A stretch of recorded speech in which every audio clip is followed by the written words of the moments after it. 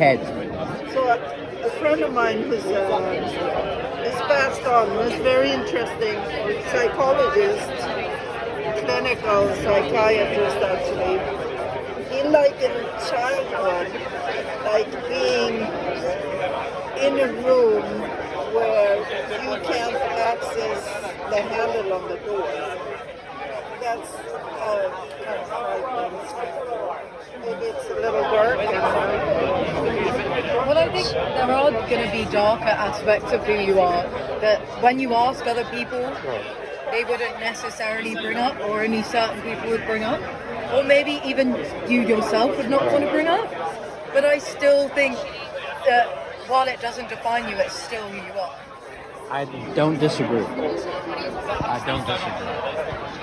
Well, what do you, when you have like an ideal self you like to be, like I envision, I actually visualize like who I want to be when I enter that place, and I fail miserably. But wanting to be that person, I mean, is a part of who you are.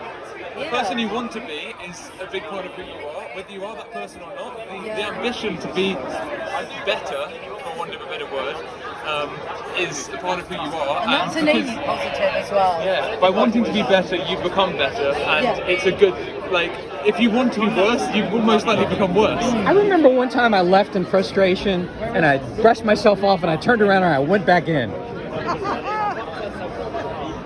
good.